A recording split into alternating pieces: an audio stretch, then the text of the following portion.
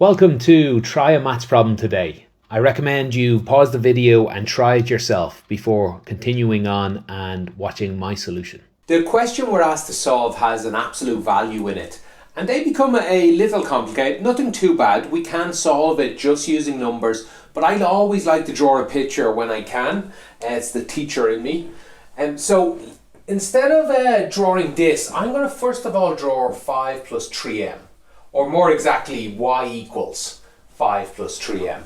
We'll put that in an my graph. That's one little different thing here. Instead of imagine m is just x. It come out as the same thing. So how do we draw this? The y-intercept, if m is 0, y equals 5. So we put that here somewhere.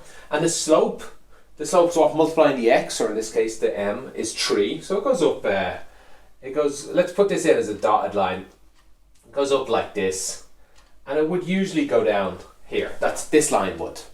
Now what's different about the absolute value is the absolute value doesn't let anything become a minus. It doesn't like it. If it's a minus, it makes it a plus. So for example, like this number here is 5. Its absolute value is fine at 5. So if m is 0, this is 5, it leaves it alone. At 6 it leaves it alone, at 7, all up here it leaves it alone. Down here, all the way down to 0. Let's put this in as a solid line now. 0, it's even okay at 0. It says, okay, you're not a minus, I'm going to leave you alone. But when we get down here, when we get to say a minus 1, it says, I don't like that, I'm turning you into a plus 1. At minus 5, I don't like that, I'm turning you into a plus 5, and so on. What that looks like is we bounce off the line like this. We get the mirror image of it as it folds up through. That's what the absolute value here looks like. And on the other side, I can draw 11, or y equals 11. Let's say this is 11 up here. That just looks like a straight line. So the answer to this question is going to be these 2 points here. There's 2 answers, or more exactly, the m, where they meet down here. So we're going to get 2 answers for that. So we can do this a couple of different ways. I'll show you both ways. The first way is I like to think of just the line. So let's find this point here first of all.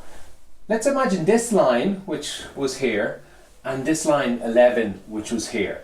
And we solved that just by ignoring the absolute value. That just looks like 5 plus 3m equals 11. And we solved that. That gets 3m is equal 6, m is equal to 2. So that number here is 2. That's what m would equal on that side.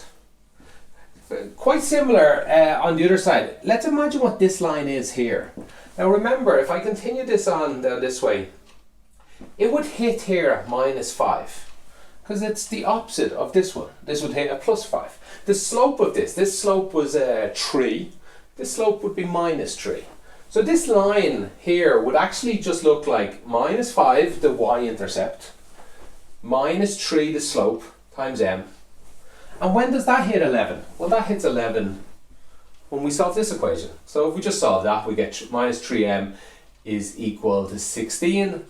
M is equal to minus 16 over 3, which is what, 5.33. Or minus, 5. So this was minus 5.33. Or leave it as a minus 16 over 3. That's the 2 answers. You don't have to draw a picture of this every time. It's much simpler than that. You could just assume that this is a positive number, like I've done here. Assume it's a positive number and solve it. You'll get 1 answer. But then you can say, I can't really assume without taking the other side. So assume what's in here is a negative number. And that's all I've done here. I've just made it multiplied by a minus. Assumed it was in a negative number and solve it again, and you get this answer. That's how you can do this straight from the beginning. That's all you need to do, no picture, but I like drawing pictures.